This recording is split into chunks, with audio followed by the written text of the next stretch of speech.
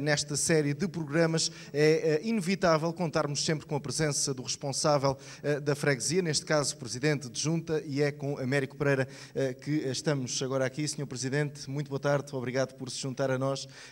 Antes de mais, permita-me perguntar-lhe o seguinte: esta é uma recente realidade, houve então lugar a esta junção da Junceira com a Serra, alterou em muito a sua rotina enquanto Presidente? Boa tarde, começo por agradecer à Rádio Hertz a gentileza deste programa aqui no Nordeste, não esqueci do Conselho. É bom sinal, é sinal que realmente ainda há pessoas que se lembram do Nordeste, porque o Nordeste existe. Quanto à nova realidade, uma realidade administrativa, obviamente, com todos os problemas associados, até em função da área. Portanto, estamos a falar de uma área territorial com cerca de 47 km², com muitos problemas associados à rede viária, a infraestruturas, à rede de águas, aos esgotos, enfim, uma panóplia de situações que fogem um pouco àquilo que às vezes ouvimos dizer na televisão. Hoje, nós, nos órgãos de comunicação social, parte das vezes focaliza-se determinados aspectos da ruralidade e esquece o essencial. E o essencial para nós é exatamente as infraestruturas e a rede viária, que é aquilo que não existe. Estamos a lutar por isso, estamos a ver se conseguimos avançar. No momento não é o melhor, obviamente, como toda a gente reconhece, não há dinheiro, os fundos comunitários que aí vêm também não estão bem direcionados para esse tipo de coisas. Vamos tentar inventar. O Presidente Américo Pereira, convém recordar, anteriormente já era responsável pela freguesia da Junceira, agora tem então este aumento de território. Já por algumas vezes se queixou e referiu-se a esta zona do Concelho de Tomar como esquecida. Durante este mandato, este arranque de mandato, tem conseguido já inverter esta tendência ou não se consegue inverter uma tendência de muitos e muitos anos nestes meses? É extremamente difícil. Estamos a falar de 18 meses de trabalho, portanto, não estamos a falar de uma eternidade. E como disse há pouco, com um número exageradíssimo de problemas que temos, é extremamente complicado nós podermos, neste momento, dizer que estamos à beira de resolver os problemas. Não estamos. Estamos a revisar algumas situações, estamos a tentar atamancar aquilo dentro das possibilidades e com os parques de recursos que temos, mas, obviamente, continuamos a lutar com muitas dificuldades. Já se conseguiu alguma coisa, obviamente, já se conseguiu, por exemplo, arranjar a estrada municipal da Barca do Loureiro em Vila Nova, com a participação fundamental da população. Recordo que só um dos residentes nos ofereceu 23.500 euros. Estamos a falar de uma obra que irá ficar na hora dos 70.000 euros e que só foi possível concretizar com o apoio muito forte da população, também alguma ajuda da Câmara e, obviamente, também os meios da Junta, e estou a falar dos meios, o equipamento que nós, entretanto, conseguimos adquirir e que realmente deu uma ajuda importantíssima, porque se nós tivéssemos que recorrer só a operadores privados, era extremamente complicado. A ponte do Carril também estou convencido que será uma realidade, de acordo com os elementos que tenho, e ainda ontem me foi confirmado que efetivamente o processo está em uma fase muito adiantada, prevendo-se a curto prazo que a obra vá a concurso. Depois... Também a curva ou é só mesmo a estrutura em si? A curva vai ficar ligeiramente melhorada, porque realmente houve um projeto faraónico que alguém fez aqui há uns anos, que se calhar pensava que nós vivíamos nos Emirados Árabes Unidos, onde realmente o rendimento per capita, enfim, tem uma dimensão que nós até nos custa admitir que possa existir. Mas, enfim, isso são projetos faraónicos que alguém pensou e que nós não temos, com os parques de recursos que neste momento dispomos, não temos hipótese nenhuma de concretizar. O que foi feito uma melhoria substancial no aligeiramento da curva. A ponte vai ficar uma ponte com cerca de 10 metros de largura, 3,5 metros para cada uma das vias e depois uma via central e 2 laterais. Portanto, resolve claramente o nosso problema. É um problema do Nordeste, é um problema da Serra, é um problema da Junceira, é um problema do Lalhas. E é um problema também de quantos se dirigem para a nossa localidade, para a nossa zona, porque nós temos aqui umas potencialidades turísticas que, se calhar, poucas freguesias do Concelho terão. Já vamos falar dessas potencialidades turísticas. Permita-me também falar daquilo que podemos ver, das associações, do trabalho que elas fazem. Não deixa de ser curioso que uma área que está isolada, que tem sido prejudicada, mas nota-se aqui a mão das associações. Aliás, este é um bom exemplo, grandes instalações. Há outros exemplos nesta área. Como é que isso se explica? Explica-se fundamentalmente pelo amor que as pessoas têm à terra.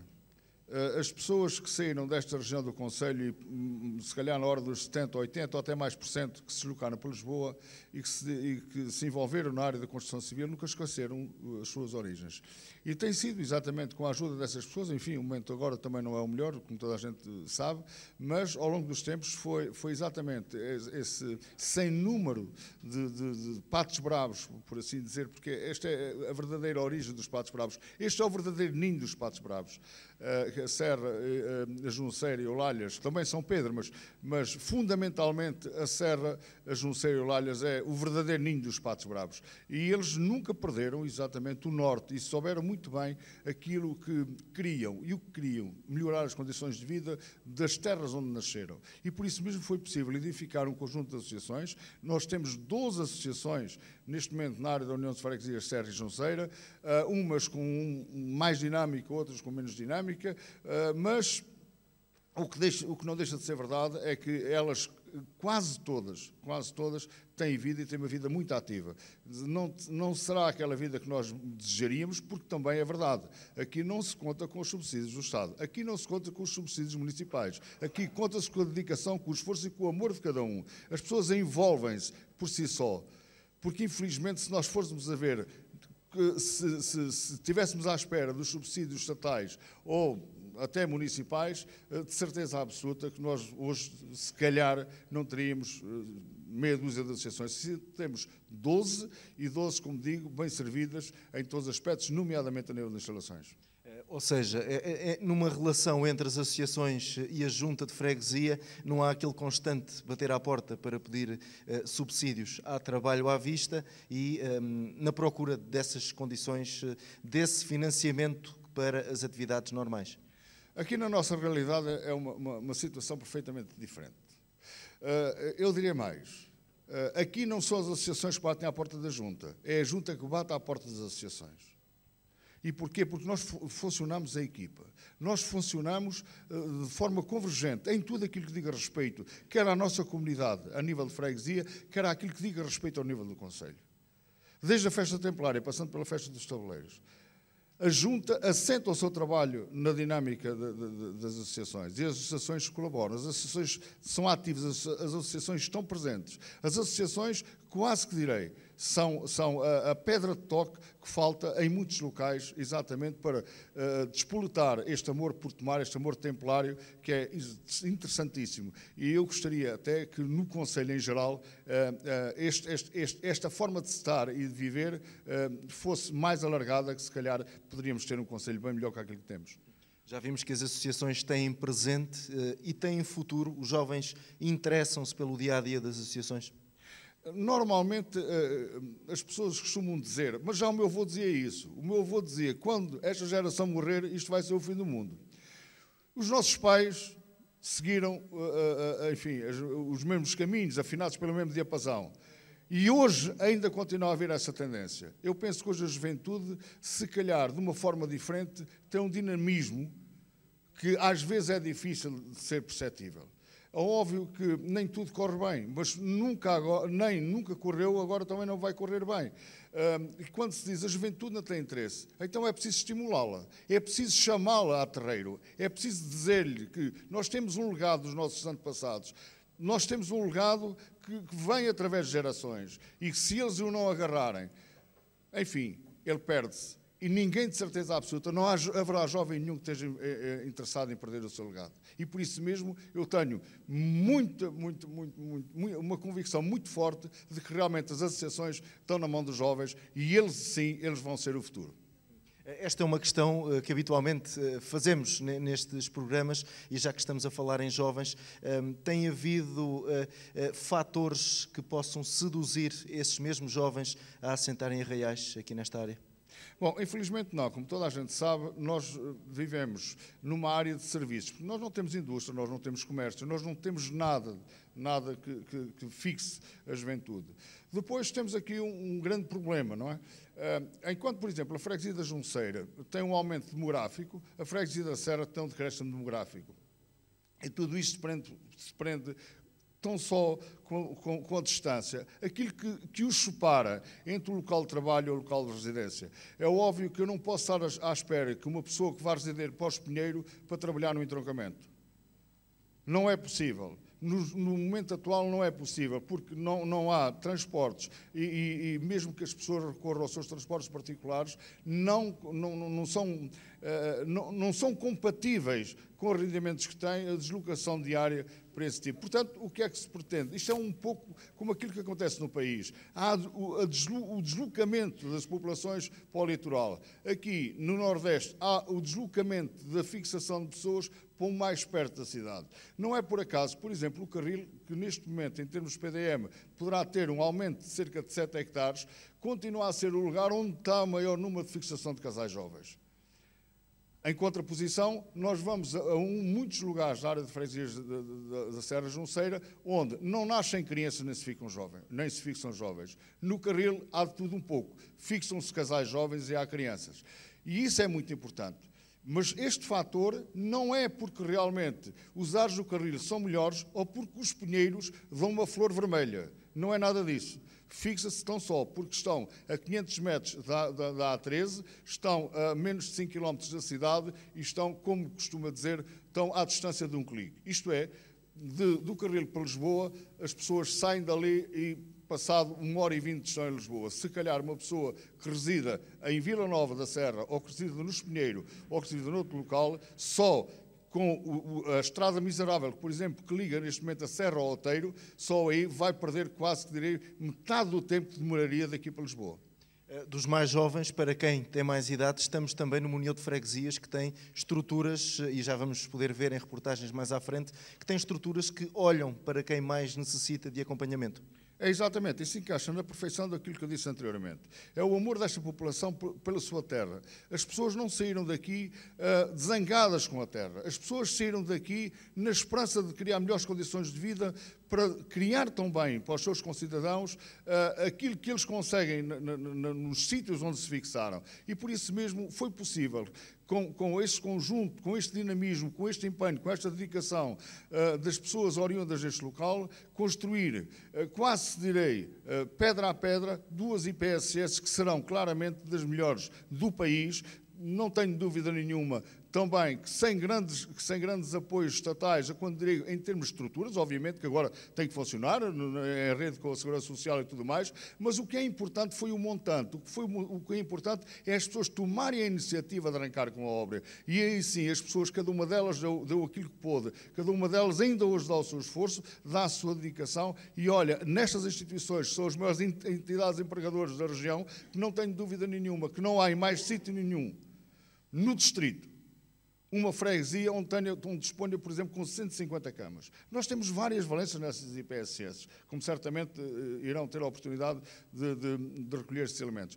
E, portanto, se tivermos em atenção que cada uma delas tem uma média de 30 e tal pessoas a trabalhar, estamos a falar de quase 100 famílias que dependem destas instituições. É importante para o desenvolvimento, é importante também para a fixação. Infelizmente, não é o suficiente.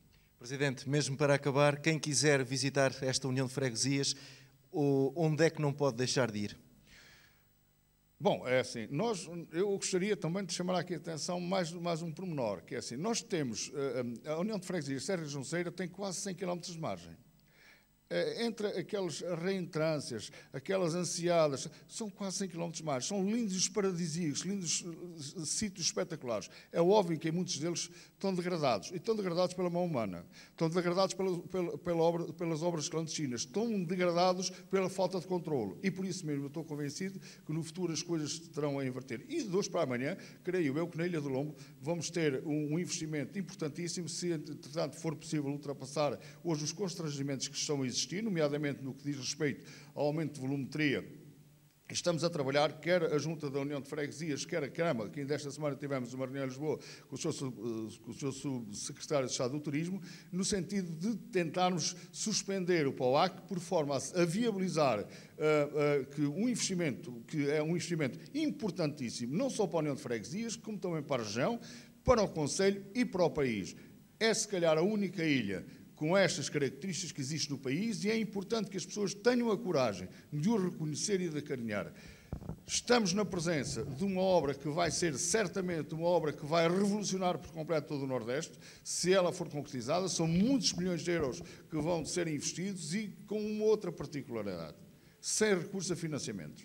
Isto é uma nota que é digna de registro e que o investidor do grupo Tomé Feiteira faz questão em avançar. Agora, é necessário, fundamentalmente, é cumprir a lei, é que as coisas sejam efetivamente desbloqueadas e estou convencido que isso será possível. E quanto às tais atrações? Como? Quanto às tais atrações? Quanto às tais atrações, bom, temos dois espelhos de água importantíssimos, a da barragem do Carril, que também as pessoas às vezes não dão grande importância a isso, mas que é riquíssima em termos piscícolos, portanto,